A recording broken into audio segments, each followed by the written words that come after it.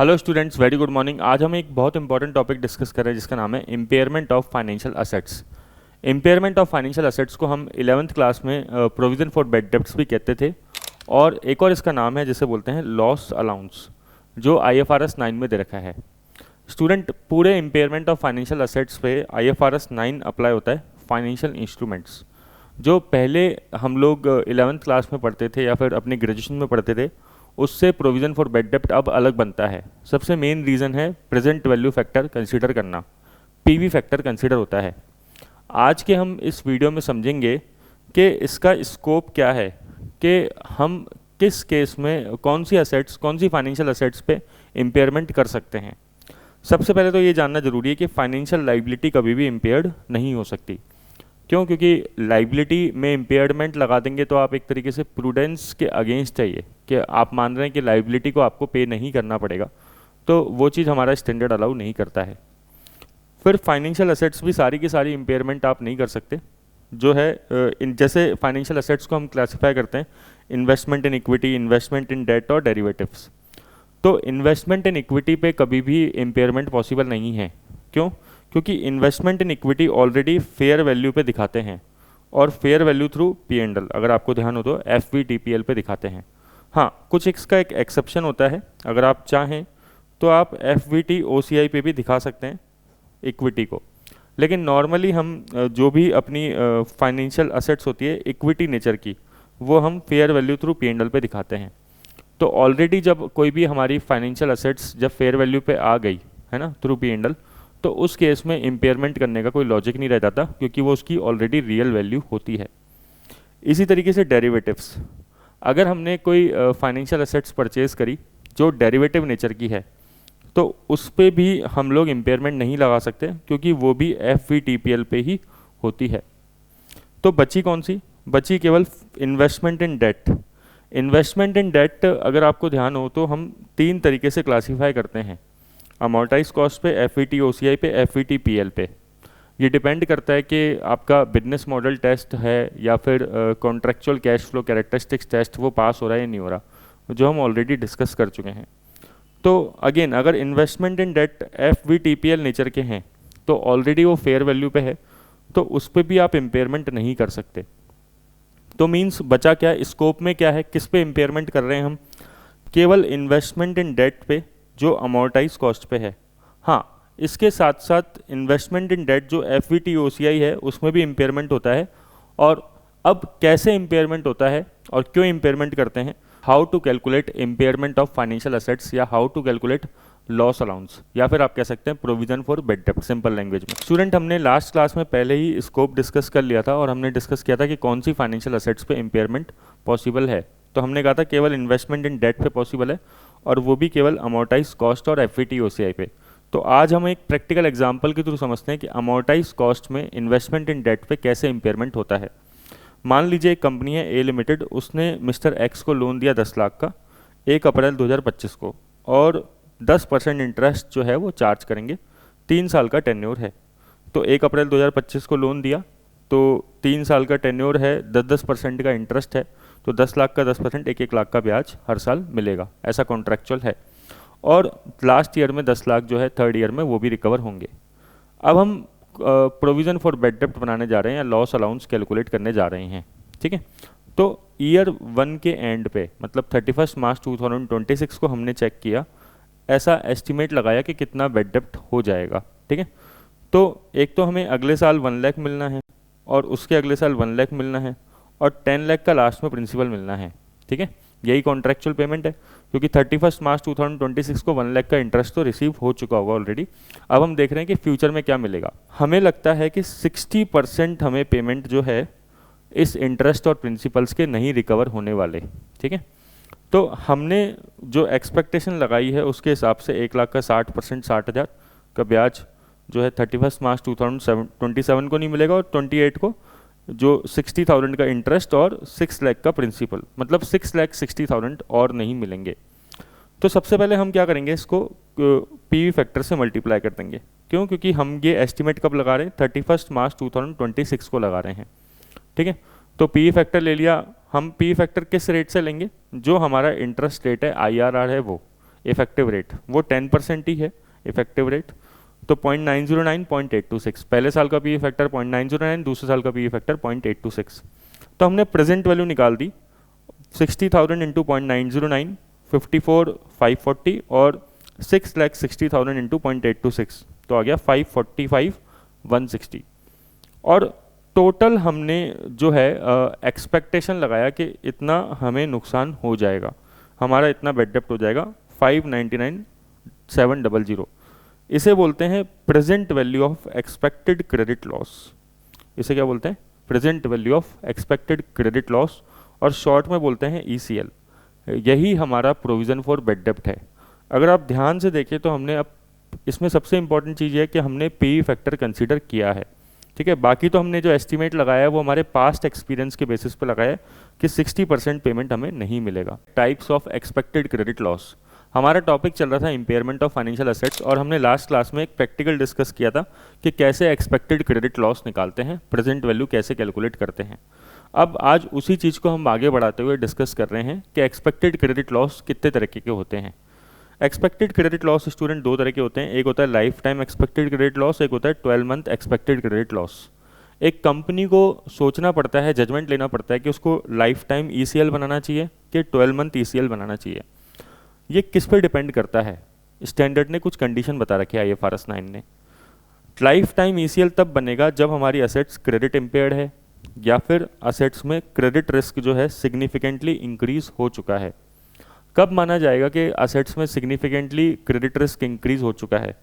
मान लीजिए जो हमारी असेट्स है, जैसे हमने किसी को लोन दिया या हमारे बॉन्ड्स हैं, जो फाइनेंशियल असेट्स हैं हमारे, हमने बॉन्ड्स किसी कंपनी के परचेज़ करे हैं, हमने डिबेंचर किसी कंपनी के परचेज़ करे हैं, तो उधर वो जो असेट्स है वो सिग्निफिकेंट फाइनेंशियल डिफ़िकल्टी में है। जिस पार्टी को हमने लोन दिया है, जैसे मान लीजिए विजय माल्या है या अनिल अंबानी है, ये सिग्निफिकेंट फाइनेंशियल डिफ़िकल्टी में है, तो इनको हम लोग क्या मानेंगे कि ये हमारे यहाँ पे क्रेडिट रिस्क सिग्निफिकेंटली इंक्रीज हो चुका है।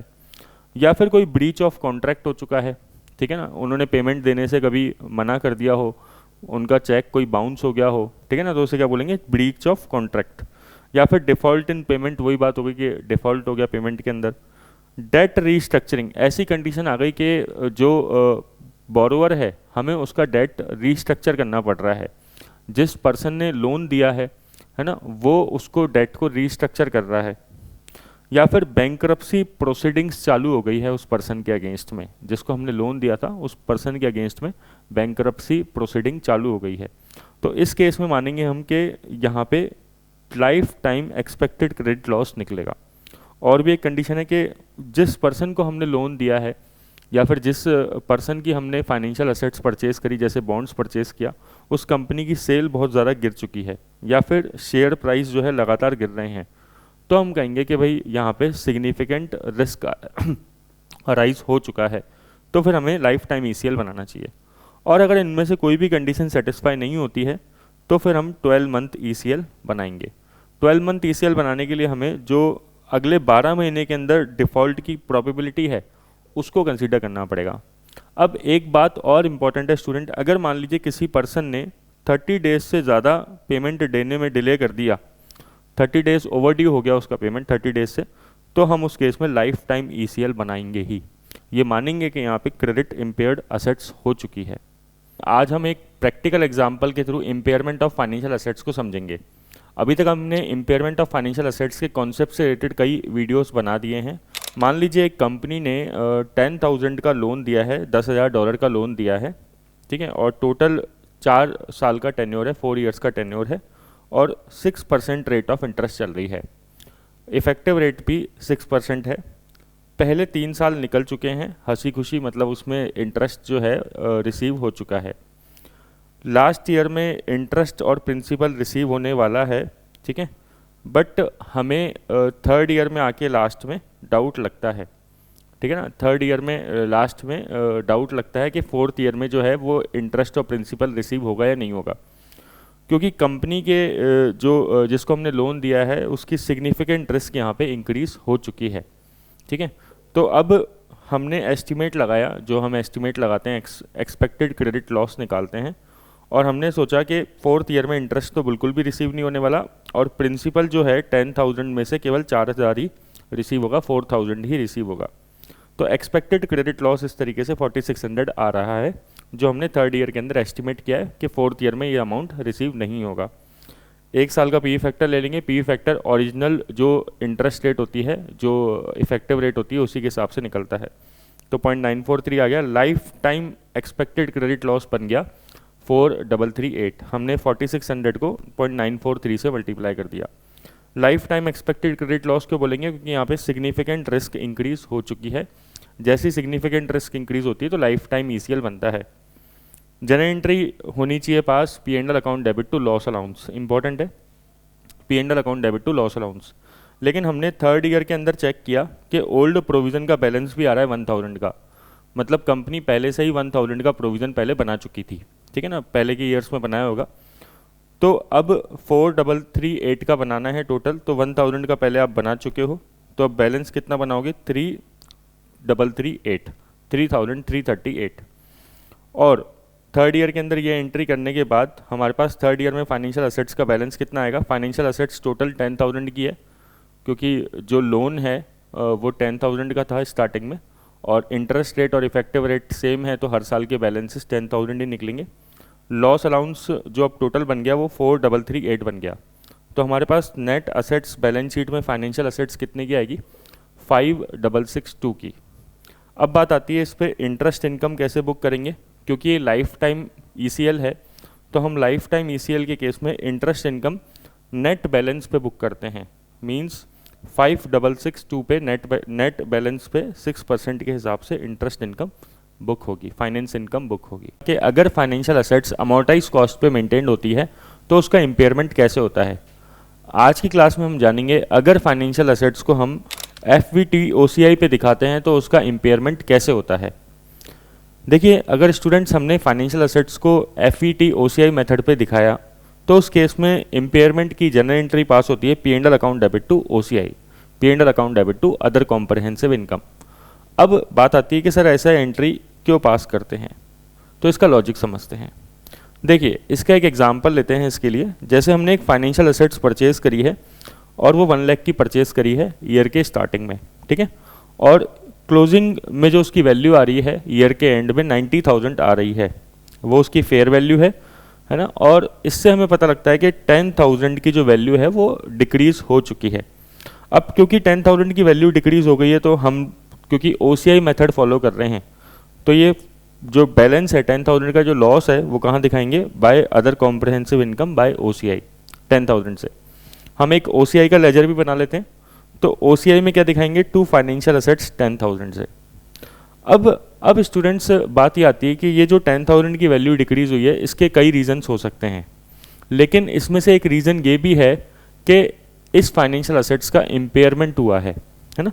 फाइनेंशियल असेट्स का इम्पेयरमेंट हुआ है, मान लेते हैं कि इसमें से जो इम्पेयरमेंट हुआ है, या फिर आप लॉस अलाउंस भी कह सकते हैं इम्पेयरमेंट को, वो हुआ है 6,000 का, और बाकी जो 4,000 जो फाइनेंशियल असेट्स की वैल्यू गिरी है वो किसी और रीज़न की वजह से गिरी है, ठीक है।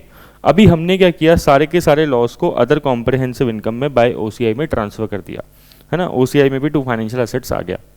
लेकिन अगर आपको ध्यान हो स्टूडेंट, तो जब भी हम लॉस अलाउंस बनाते हैं तो जनरल एंट्री क्या पास करते हैं? P and L account debit to loss allowance, ये एंट्री पास होनी चाहिए। लेकिन अभी जाने अनजाने में हमने क्या कर दिया? OCI account debit to financial assets entry pass कर दी है, ठीक है ना। एंट्री क्या होनी चाहिए? P and L account debit to loss allowance, लेकिन हमने एंट्री पास क्या कर दी है? अब आप ध्यान से देखिए, हमने ओसीआई डेबिट कर दिया है, लेकिन हमें डेबिट करना चाहिए था पी एंड एल। तो अब हम क्या करेंगे? इसको रेक्टिफाई करेंगे एंट्री को। तो एंट्री रेक्टिफाई कैसे होगी? P and L account debit to OCI, जो डेबिट करना चाहिए पी एंड एल उसको डेबिट कर दो, और ओसीआई क्योंकि डेबिट कर दिया आपने तो उसको क्रेडिट कर दो, ठीक है ना। और लॉस अलाउंस वाला कितना अमाउंट है? 6,000, तो इसलिए एंट्री होती है P and L account debit to OCI. तो ओसीआई में क्या आ जाएगा? बाय पी एंड एल 6,000 से। तो ये है लॉस अलाउंस, मतलब इम्पेयरमेंट। तो अगर आप देखेंगे तो ओसीआई के अंदर जो 4,000 का जो ओसीआई हमने बुक किया है, बाकी जो 4,000 का बैलेंस बच गया, वो अदर रीजंस की वजह से जो वैल्यू गिरी है वो उस वजह से शो करा है। तो अब हमने अपनी अकाउंटिंग को ठीक कर दिया है। इम्पेयरमेंट ऑफ फाइनेंशियल असेट्स का एक एग्जांपल, जब हमने फाइनेंशियल असेट्स को एफवीटी ओसीआई मेथड पे शो किया है। हमने इसका कॉन्सेप्ट जो है पहले के शॉर्ट में डिस्कस कर लिया था, अब हम इसका एक प्रैक्टिकल एग्जांपल डिस्कस करते हैं। मान लीजिए हमने एक फाइनेंशियल असेट्स जो है वो बाय करी है, खरीदी है, और जनवरी 2025 ईयर बिगनिंग है उसका, उसी दिन हमने खरीदी है, 1 जनवरी को खरीद ली। $1000 का हमने ये फाइनेंशियल असेट्स बाय किया है, बॉन्ड्स बाय करे हैं। ईयर के एंड में हमने देखा कि असेट की फेयर वैल्यू जो है, बॉन्ड की फेयर वैल्यू है $950 हो गई। तो आप देख सकते हैं कि $50 की वैल्यू गिर गई है ना। अब हमें देखना होता है कि फाइनेंशियल असेट्स की जो वैल्यू है वो किस रीज़न की वजह से गिरी है, अगर हम एक्सपेक्टेड क्रेडिट लॉस या फिर लॉस अलाउंस की बात करते हैं तो हमने देखा और जो है ऑब्जर्वेशन आया कि एक्सपेक्टेड क्रेडिट लॉस या लॉस अलाउंस या प्रोविज़न फॉर बैड डेप्ट एक ही बात है, उसकी वजह से असेट की वैल्यू 30 गिरी है, ECL जो है वो 30 का है, और अदर रीजंस की वजह से 20 गिरी है। तो अब हमें अकाउंटिंग करके दिखानी है। सबसे पहले आप फाइनेंशियल असेट्स अकाउंट बना लीजिए। आपने असेट्स बाय करी है स्टार्टिंग में ईयर के, टू बैंक लिख दीजिए, क्लोजिंग वैल्यू जो है 950 वो आ जाएगी जो ईयर के एंड में है। अब फाइनेंशियल असेट्स की टोटल वैल्यू कितनी गिरी है, 50, और हम असेट्स को OCI मेथड पे दिखा रहे हैं, FVT OCI, fair value through other comprehensive income. तो ये जो लॉस है ये OCI में चला जाएगा 50 का, ये बैलेंसिंग फिगर से चला गया, ठीक है ना, 50 की वैल्यू गिर गई। OCI अकाउंट भी बना लेते हैं। OCI अकाउंट में ये जो लॉस है 50 का, ये करस्पॉन्डिंग एंट्री हो जाएगी, तो OCI अकाउंट में आ जाएगा 2FA 50 से, 50 से। अब आपको एंट्री बताई थी लॉस अलाउंस बनाने की OCI मेथड में, P&L account debit to other comprehensive income to OCI, तो ये एंट्री पास होती है। मैंने बताया था ये रेक्टिफिकेशन एंट्री होती है। तो OCI में क्या लिख देंगे, बाय P&L, मतलब वो लॉस जो क्रेडिट लॉस की वजह से हुआ है, हमारा लॉस अलाउंस है, उसको अमाउंट को लिख देंगे, 30 से हुआ है। तो बाकी बचा हुआ जो अपने आप ही OCI में बैलेंस बच गया, अब आप देख सकते हैं 20 का बैलेंस बच गया। तो ये जो वैल्यू है, फेयर वैल्यू गिरी है अदर रीजंस की वजह से, अदर देन लॉस अलाउंस, वो अपने आप ही रिफ्लेक्ट कर जाएगा, मतलब OCI में 20 का बैलेंस बच जाएगा। तो हम कह सकते हैं ये जो बाय P&L आपने OCI में किया है, ये एक तरीके से रेक्टिफिकेशन एंट्री है।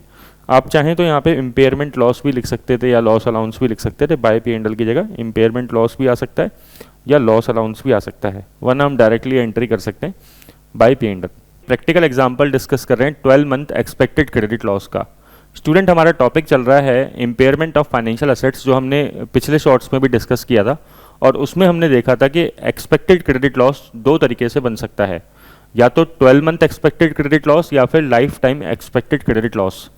Life time expected credit loss कब बनता है, जब असेट्स या तो क्रेडिट इम्पेयर्ड है या उसमें रिस्क ज़्यादा है, सिग्निफिकेंट रिस्क है। और 12 month expected credit loss, 12 month ECL कब बनता है, जब असेट्स क्रेडिट इम्पेयर्ड ना हो या फिर असेट्स पे कोई रिस्क ज़्यादा ना हो। हम उसका एक प्रैक्टिकल आर्ट डिस्कस कर रहे हैं 12 मंथ एक्सपेक्टेड क्रेडिट लॉस का। मान लीजिए हमने एक बॉन्ड परचेज किया जिसकी लाइफ टोटल 3 साल है। हमने 1 जनवरी 2023 को ये बॉन्ड परचेज किया है, $10 लाख का ये बॉन्ड है, उस पर इंटरेस्ट 10% कॉन्ट्रेक्चुअल है, मिलना चाहिए, यही इफेक्टिव रेट भी है। बॉन्ड्स हमने बाय किया, फिर हमें फर्स्ट ईयर में 31 दिसंबर 2023 को इंटरेस्ट रिसीव भी हो गया 1 लाख का, लेकिन अब हमें कुछ थोड़े से डाउट लगते हैं आगे, है ना। तो हमने सोचा कि 31 दिसंबर 23 को ही कि कोई भी इंटरेस्ट आगे नहीं रिसीव होगा। वैसे इंटरेस्ट आगे कितना रिसीव होना चाहिए था, एक तो 24 का इंटरेस्ट रिसीव होना चाहिए था 1 लाख का, और एक 25 का इंटरेस्ट 1 लाख का वापस से रिसीव होना चाहिए था। 2 इंटरेस्ट रिसीव होने चाहिए थे, 2 और बाकी थे, है ना। फिर हमने ये भी सोचा कि जो प्रिंसिपल है उसमें से 50% प्रिंसिपल अब रीपे नहीं होगा, तो प्रिंसिपल कितना मिलना चाहिए था, $10 लाख का मिलना चाहिए था, वो 5 लाख हमें नहीं मिलेगा, ये हमने अनुमान लगाया, एक्सपेक्टेशन हमारी है। इसको हम PE फैक्टर से मल्टीप्लाई कर देंगे। PE फैक्टर जो है वो ओरिजिनल इफेक्टिव रेट होती है, तो 10% के हिसाब से वन ईयर का हो जाएगा 0.909, सेकेंड ईयर का हो जाएगा 0.826। मल्टीप्लाई करने के बाद 90,900, 90,900 और 495,600 वैल्यू आ गई। तो ये जो value I, present value of expected credit loss, ये आई 586,500 की। टोटल ये जो हमारे पास एक्सपेक्टेड क्रेडिट लॉस निकला है, इसको बोलते हैं life time expected credit loss, life time ECL। अब स्टूडेंट, ध्यान देने वाली बात यह है कि इस असेट पे क्रेडिट रिस्क जो है वो लो है, कम है। तो कम है तो यहाँ पे 12 मंथ ECL ही बनेगा, ना कि लाइफ टाइम ECL, क्योंकि क्रेडिट रिस्क लो है। तो अब हम चेक करेंगे कि प्रोबेबिलिटी ऑफ डिफ़ॉल्ट अगले 12 महीने में कितनी है, 12 महीने में कितना नुकसान हो सकता है। तो हमने अंदाज़ा लगाया कि 0.5% नुकसान हो सकता है based on our past experience. तो 586,500 का टोटल हम एक्सपेक्टेड क्रेडिट लॉस निकाल रहे थे, उसको 0.5% से मल्टीप्लाई कर दिया, तो टोटल जो नुकसान हमने सोचा वो 2933 सोचा। वो क्या है? 12 मंथ एक्सपेक्टेड क्रेडिट लॉस है। तो अब हम इस तरीके से फाइनेंशियल असेट्स का बैलेंस निकाल लेंगे। 1 लाख माइनस 2933, तो 97,067 का फाइनेंशियल असेट्स का बैलेंस आ जाएगा। हम लोग IFRS 9 के हिसाब से impairment of financial asset discuss कर रहे थे, और आज हमारा टॉपिक है कि डेटर्स पे इम्पेयरमेंट लॉस कैसे बुक होता है। इम्पेयरमेंट लॉस को हम प्रोविज़न फॉर बैड डेब्ट या लॉस अलाउंस भी बोल सकते हैं। तो एक एग्जांपल देखते हैं, जैसे एक कंपनी है जेनी, उसके डेटर्स आ रहे हैं, वो सारे के सारे शॉर्ट टर्म है और उसमें कोई इंटरेस्ट कंपोनेंट भी नहीं है। सिग्निफिकेंट फाइनेंसिंग कंपोनेंट नहीं होने का मतलब कि ब्याज भी नहीं है, क्योंकि डेटर जो है विद इन 1 ईयर पे हो जाते हैं, तो उसके अंदर इंटरेस्ट की बात आती भी नहीं है। ठीक है। Using historical observe default rate, आपको है ना बोल रहा है कि एस्टिमेट्स दे रखे हैं डिफ़ॉल्ट रेट के, मींस जो पास्ट एक्सपीरियंस के बेसिस पे कंपनी ने जज किया है कि कितना बैड डेब्ट हो सकता है। तो इसने बोला है कि नॉट ओवरड्यू जो डेटर्स हैं उस पर 0.5% बैड डेब्ट हो सकते हैं, मतलब जो बकाया नहीं है, जिन्होंने अभी तक पेमेंट टाइम टू टाइम किया है ना, जिसमें कोई इशू नहीं है। 1 से लेकर 30 डेज तक ओवरड्यू है, उस पर 1.5% बैड डेब्ट की डिफ़ॉल्ट रेट ली है। 31 से 60 डेज़ के लिए 6.1% और 61 डेज़ ओवरड्यू पे 16.5%। तो जैसे जैसे ओवरड्यू पीरियड बढ़ रहा है, आप देख सकते हैं डिफ़ॉल्ट रेट भी क्या है, कंपनी ने एस्टिमेट ज़्यादा किया है। और डेटर्स की आपको ग्रॉस कैरिंग अमाउंट दे रखी है इसी सीक्वेंस में, not overdue 1 to 30 days, 31 to 60 और 61 डेज प्लस। ठीक है, ये इस तरीके से आपको दे रखा है। तो अपन को करना क्या है, अपन को प्रोविज़न फॉर बैड डेब्ट का अमाउंट निकालना है। तो हम क्या करेंगे, जितने भी डेटर्स है उसको प्रोविज़न की रेट से मल्टीप्लाई कर देंगे ना, इनको आपस में मल्टीप्लाई करते रहेंगे। ठीक है। आपको बोल रहा है कि there is a loss allowance brought forward from the previous financial year, पिछले साल का कोई प्रोविज़न फॉर बैड डेब्ट का लॉस अलाउंस का बैलेंस भी आ रहा है 0.2 मिलियन का, और अकाउंटिंग ट्रीटमेंट मांग रहा है। तो अपन क्या करेंगे, 10.1 को 0.5% से मल्टीप्लाई कर देंगे। ठीक है। फिर 4.3 को 1.5% से मल्टीप्लाई कर देंगे। फिर 1.6 को 6.1 से, मतलब सिंपल है, सीक्वेंस के अंदर कर रहे हैं अपन, और 1 को 16.5 से। और जब हम कैलकुलेट करेंगे तो इस तरीके से हमारे टोटल जो प्रोविज़न निकलेगा वो 0.3776 मिलियन निकला है। ठीक है, ये मिलियंस में है सारे फिगर, तो 0.3776 या 0.38 मिलियन भी आप कह सकते हो। अब ओपनिंग में आपका प्रोविज़न चल रहा है 0.2 का, क्वेश्चन में दे रखा था अपन को। ठीक है, तो हम करंट ईयर में प्रोविज़न P&L में कितना बनाएंगे, 0.1778, ये ट्रांसफ़र करेंगे। अगर आप एंट्री पूछें तो एंट्री हो जाएगी P&L account debit to loss allowance 0.1778। ठीक है, ऐसे, या 0.18 भी बोल सकते हैं, आपको दिक्कत नहीं है। तो ये एंट्री हो गई। एक चीज़ इंपॉर्टेंट और याद रखनी है कि डेटर्स में हमेशा लाइफ टाइम ECL बनता है, ना कि 12 मंथ ECL, ये स्टैंडर्ड में स्पेसिफिकली मैंशनड है। इम्पेयरमेंट का रिवर्सल कैसे होता है या फिर इम्पेयरमेंट गेन कैसे होता है फाइनेंशियल असेट्स IFRS 9 पे, तो इसको हम एक प्रैक्टिकल एग्जांपल के थ्रू समझते हैं। एक फाइनेंशियल असेट्स हमारे पास है ऑलरेडी, और उसका ओपनिंग बैलेंस आ रहा है 32 मिलियन का। ठीक है, आप ईयर ले सकते हैं 1 अप्रैल 2024, और इफेक्टिव रेट है 3.9%। ये इंटरेस्ट की रेट है, IRR जिसे अपन बोलते हैं वो इंटरेस्ट, लेकिन जो रिसीव हुआ है करंट ईयर में वो 8.8 मिलियन का रिसीव हुआ है। ठीक है, तो हम इंटरेस्ट की इनकम जो है फाइनेंस इनकम बुक करते हैं इफेक्टिव इंटरेस्ट रेट से, और जो रिसीव करते हैं एक्चुअल में इंटरेस्ट, ये तो जो अलग होता है, जो कॉन्ट्रेक्चुअल होता है वो। ईयर एंड पे इस फाइनेंशियल असेट्स की जो फेयर वैल्यू आ रही है वो 27.8 मिलियन आ रही है। ठीक है ना, हमने जो है एस्टिमेट लगाया, वो एस्टिमेट लगाया 27.8 मिलियन की। अब हमारी ईयर एंड पे फाइनेंशियल असेट्स हो चुकी है। आपको इम्पेयरमेंट लॉस या गेन निकालना है, तो सबसे सिंपल तरीका क्या होता है, फाइनेंशियल असेट्स अकाउंट बना लो और एक लॉस अलाउंस अकाउंट बना लो, 2 अकाउंट बना लो। तो सबसे पहले हम बात करते हैं फाइनेंशियल असेट्स अकाउंट कैसे बनेगा। तो ओपनिंग बैलेंस है फाइनेंशियल असेट्स का, देखिए आप कितना है, 32 मिलियन का, ये 1 अप्रैल का बैलेंस है। फिर हम फाइनेंस इनकम बुक करेंगे, तो एंट्री हो जाएगी financial assets account debit to finance income, ये हमारी इनकम बुक हो जाएगी इफेक्टिव इंटरेस्ट रेट से। इफेक्टिव इंटरेस्ट रेट क्वेश्चन में देखिए आप 3.9% है, तो 3.9% कर दिया 32 का, तो 1.25 आ गया। कॉन्ट्रेक्चुअल पेमेंट जो है हमने रिसीव किया 8.8 का, आप देखेंगे 8.8 हमने रिसीव कर लिया, तो क्लोजिंग बैलेंस आना चाहिए 24.45 मिलियन का। आप इसको अमोर्टाइजेशन शेड्यूल से भी निकाल सकते हैं, जैसे आप करते हैं 32 प्लस 1.25 माइनस जो रिसीव है वो 8.8, तो वही फिगर आएगा 24.45। इतनी हमारी फाइनेंशियल असेट्स होनी चाहिए, ये क्लोजिंग बैलेंस आना चाहिए। लेकिन अब हम एस्टिमेट लगा रहे हैं कि जो क्लोजिंग बैलेंस है वो आएगा 27.8, मतलब वैल्यू बढ़ गई है। हमने सोचा कितना है 24.45, लेकिन अब जो एस्टीमेट आ रहा है वो आ रहा है 27.8 का, है ना। हमने फाइनेंशियल असेट्स अकाउंट के हिसाब से देखा तो बैलेंस कितना आ रहा है 24.45, लेकिन अब जो है वैल्यू बढ़ चुकी है। तो इस अब आप देखेंगे वैल्यू बढ़ रही है, तो इसी को कहते हैं इम्पेयरमेंट गेन। तो अब यहाँ पे जो लॉस अलाउंस अकाउंट बनेगा, एक्चुअल में हमें लॉस नहीं हो रहा है, यहाँ पे बेनिफिट हो रहा है।